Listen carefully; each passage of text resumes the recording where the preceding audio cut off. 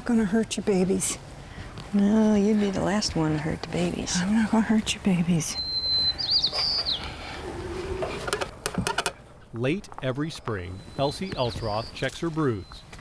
Oh, they're in there tight. In her careful hands, the babies have nothing to fear. That's a boy, Elsie. Another boy. Wow, you have 2 males. Yeah. You hit the jackpot. Elsie says nothing seems more natural than to have a pocket full of bluebirds. Pocket full. Okay, very good. And that is the easiest way for me to carry them around. And I think that they enjoy being together in something warm and cozy. Nice, very nice. There are now 2 in my right pocket. And this makes 3. Okay, all right? so you're going to put the new ones in your left pocket. Okay. Elsie and her warm, fuzzy pockets have cared for bluebirds for 33 years. This day, the chicks are 15 days old, Pretty bird. the perfect age to clamp bands on their legs. Right leg, hot pink. Pink right leg. Their legs are fat when they're babies. That's another reason we can't band them when they're too young, because the bands will be tight. Their legs become very, very small. There's no fat on them at all. Okay, let's see what we've got. This is a female. There was no information for the western bluebird. None. There was no biological information, habitat information. Okay, 25, 26, 27. Right leg, pink over. Pink over. She's a pretty girl. Okay, babes. She bands them and weighs them Nice. and writes everything down. Put a question mark by that one, okay? I feel that we have added a lot to the basic knowledge of our bluebird here in the West. Elsie has banded more than 5,000 bluebirds. No wonder many people know her by another name. Bluebird lady. But there are hundreds of bluebird ladies like me. Be upwind, though, please. Everybody be upwind. The bluebird lady is very quick to point out she has had lots of help over the years. But it is Elsie who has led the Bluebird Trail Recovery Project ever since it started for the Audubon Society of Corvallis. What a nice little brood. 1, 2, 3, 4, 5. I thought I'd turn it over to somebody else in the society after a few years. Nobody stepped forward. I enjoyed it too much to let go. This was one of the first areas where we had bluebirds, this area right here. The Corvallis Bluebird Trail launched in 1976, shortly after the Prescott Bluebird Recovery Project began near Portland. Hugh Prescott had decided that the bluebirds had disappeared from the valley around the time of the end of the World War II. They hadn't seen bluebirds for so long that the only way to get them back would be to provide nesting habitat for them. Bluebirds don't peck their own holes. They need to find cavities that already exist to nest in. People had cut down so many trees, the bluebirds lost their habitat. We can have bluebirds forever, but it's going to take people to do that. Elsie coordinated volunteers to build the birds new homes. More than 200 nest boxes now dot yards, parks, and fields around Corvallis.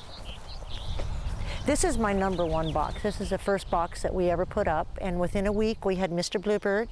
He went out and found Mrs. Bluebird, and they came back. They never left, and they had babies upon babies. We're the starting of a really good nest. Probably the largest collection of bluebirds gathers just outside town at the home of Christy Kingery. Hello, guys. She provides half a dozen nest boxes, lots of food, and she tries to drive away their prime competitors. The sparrows are the worst enemy. People don't understand that they just will destroy a nest and kill the babies, build over the babies. Their other foe is starlings. The starlings are so aggressive that they'll fight anybody for a nest box. It's either them or it's all the other birds. This problem divides bird watchers. This is my trap for my starling. Christy, Elsie, and others say the only option is to trap and kill the starlings and house sparrows. At Bald Hill Park, Elsie has suspicions about one box. This is house sparrow. This is not a bluebird. A sparrow has built a nest and laid eggs inside. They are warm. She's been incubating. I might come and take 1 egg, maybe 2 eggs. I won't do anything drastic right now. When I know that they're apt to destroy the other nest, I will destroy theirs. But I don't want to destroy this nest and have them go and destroy my nest. Her nest is a box just 50 feet away, occupied by a bluebird. It has 2 eggs in it. You can't just build a nest box and leave it. Elsie depends on 80 volunteers to check on hatchlings. She discourages feeding them, except during nesting season. Would you hold the lid up, please? And the monitors sometimes replace entire nests if they find disease-carrying blowfly larvae. The larvae bite the chicks' legs. All we can do is change the nest, Phyllis. Okay. But I can see they have been bitten on the legs. They reuse old nests that birds have built before. We do it to make sure that all those blowflies are gone. This is what I do all summer long. Check boxes when I can. Even better information comes from banding birds, so they can be tracked. Hi, Elsie. I'm Doug Powell. Yes, Doug. Thank you very much for that. Elsie's 86 years old now. She says it's finally time to retire. I couldn't have found a better mentor. She's wise, she's patient, she's inspiring and gentle. Soon, Raylene Gordon will step into Elsie's shoes. She presented Elsie with the Corvallis Audubon's Lifetime Achievement Honor, the Homer Campbell Award for Conservation. So without further ado, I give you the Bluebird lady, Elsie Elzroth.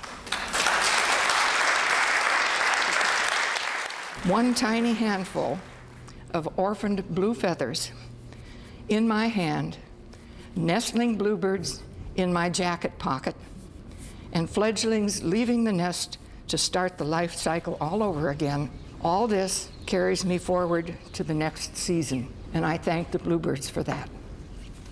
We brought this population that was on the decline back to a sustainable number. Makes me feel like I've done something with the last half of my life besides raise 3 nice children. And Dad's already got food. No kidding. Yeah, he does. During all those years of working the Bluebird Trail, Elsie never had bluebirds nest at her house. There, he's got one. But she moved to a new home, and now the bluebirds have come to her. I waited 33 years, and I'm glad they found me.